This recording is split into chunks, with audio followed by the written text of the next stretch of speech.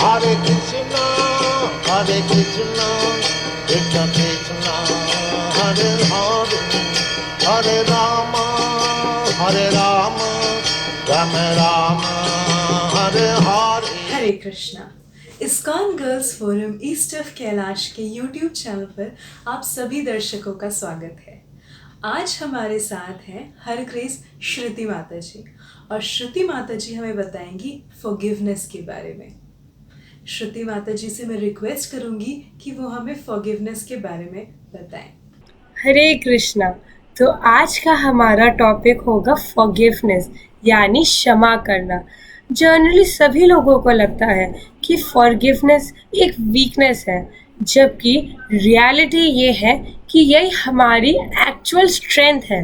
जैसे कि महात्मा गांधी का एक बहुत ही फेमस कोट है, जिसमें वो कहा करते थे, a weak person can never forgive because forgiveness is an attribute of a strong person. तो अब हम देखते हैं फॉरगिवनेस का क्या रोल होता है हमारी डे टू डे लाइफ में।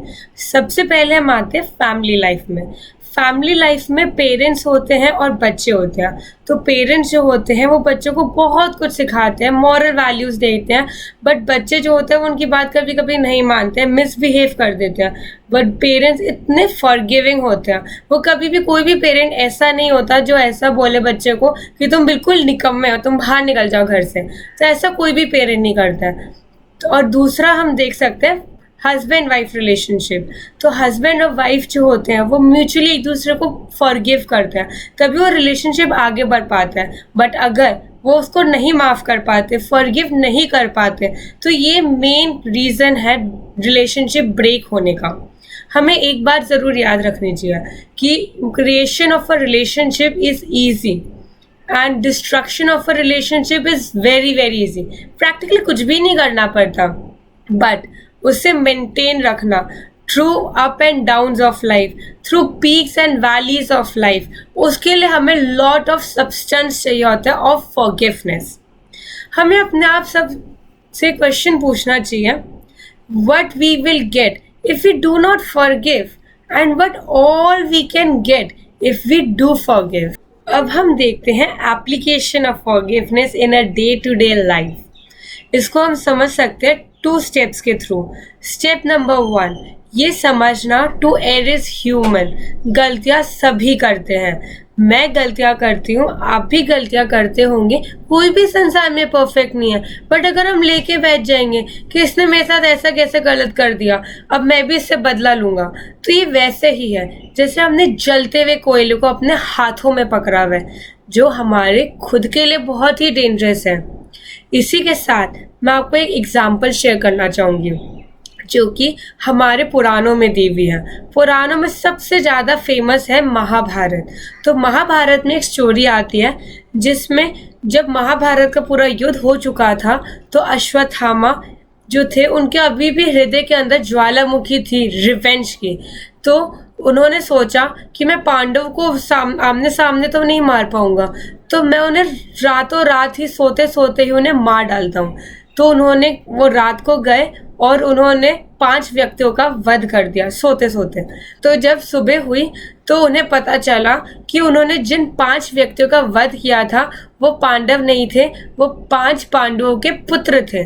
और यही बात जब द्रौपदी महारानी को पता चली तो वो बहुत दुखी हुई कि मेरे 5 पुत्र की इतनी निर्ममता से रात को सोते हुए हत्या की गई है। तो जब वो रो रही थी तो ये देखकर अर्जुन और भीम को बहुत ही क्रोध आया और उन्होंने बोला, अभी हम अश्वत्थामा को मजा चखाते हैं। तो द्रौपदी ने उन्हें रोका और कहा कि मैं एक माँ हूँ, मुझे पता है कि पुत्र की मृत्यु का कितना दुख होता है, और मैं नहीं चाहती कि जो दुख मुझे मिल रहा है वही दुख कृपी को भी भुगतना पड़े, तो तुम उन्हें क्षमा कर दो। तो सेकेंड स्टेप है ग्रैटिट्यूड। जनरली हम सभी की टेंडेंसी होती है, जो भी व्यक्ति थ्रू आउट लाइफ हमारी हेल्प करता है, हमें मोटिवेट करता है, हमें गाइड करता है, तो वो थोड़ी सी गलती करता है तो हम इतना ज़्यादा फ्रस्ट्रेट हो जाते हैं, इतने ज़्यादा परेशान हो जाते हैं कि हम उसकी थ्रू आउट हिस्ट्री जो गुड डीड्स है उसको बिल्कुल इग्नोर और निगलेक्ट करके उसकी छोटी सी गलती को पूरा एक्सपैंड कर देते हैं। तो इससे बचने के लिए मैं बहुत ही प्रैक्टिकल टिप लाई हूँ आप सभी के लिए, और वो है एक ग्रैटिट्यूड डायरी, जिसमें आपके जो भी नियर डियर या क्लोज वंस हैं तो उनके बारे में उनकी गुड डीड्स आप मेंशन कर सकते हैं। इससे ये होगा कि जो भी व्यक्ति आपके साथ थोड़ी मिस्टेक कर दे, गलती कर दे, तो आपके लिए फॉरगिव करना आसान हो जाएगा, क्योंकि आप डायरी से देख पाओगे कि थ्रू आउट लाइफ तो उसने हेल्प करी है, बट थोड़ी सी मिस्टेक हुई है तो थोड़ी बहुत गलती चलती है। इसी के साथ मैं आपको एक कोट शेयर करना चाहूंगी जो कि माया एंजेलो बोला करती थी।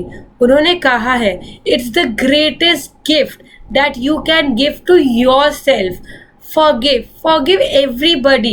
You will be relieved of carrying the burden of resentment. You are lighter. You feel lighter. Just drop it. तो आप सभी लोग सोच रहे होंगे, ये तो बिल्कुल सही बात है कि फॉरगिवनेस हमारी लाइफ की बहुत ही वैल्यूएबल एसेट है, पर क्या इसकी कुछ एक्सेप्शंस भी होती होंगी? क्योंकि लाइफ के हर सर्कमस्टेंस में हम माफ़ नहीं कर पाते। फॉर एग्जाम्पल, जैसे एक लड़की है, उसका रेप हुआ है, तो क्या वो कल्प्रिट को माफ़ कर पाएगी? कभी नहीं। एक मर्डर है, उसने कपल का मर्डर करा है, तो क्या पुलिस उसे पकड़कर माफ़ कर देगी? कभी नहीं। तो किन किन परिस्थितियों में हमें माफ़ नहीं करना चाहिए? तो हमारे पुराणों में बताया हुआ है किन चीज़ों में हमें बिल्कुल भी फॉरगिव नहीं करना चाहिए। जैसे कि भगवत गीता में भगवान श्री कृष्ण फर्स्ट चैप्टर के 36 श्लोक में बताते हैं कि 6 प्रकार के आतताई होते हैं जिन्हें हमें बिल्कुल भी क्षमा नहीं करना चाहिए। धन लूटने वाले, विष देने वाले, घातक हथियारों से मारने वाले, भूमि हड़पने वाले, घर को जलाने वाले और पराई स्त्री का अपहरण करने वाले। तो now I would like to conclude by saying that thank you, sorry and forgiveness are magical words.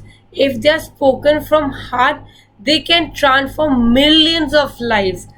So, in order to lead a happy, healthy and prosperous life, do forgive and move on. Hare Krishna. Thanks a lot Shruti माता ji. I am sure आपकी tips हम सबको बहुत help करेंगी। हमारे channel को subscribe कीजिए, हमारे वीडियोस को लाइक कीजिए, उन पे कमेंट कीजिए, उन्हें शेयर कीजिए और हमें ऐसे ही सपोर्ट करते रहिए। हरे कृष्णा।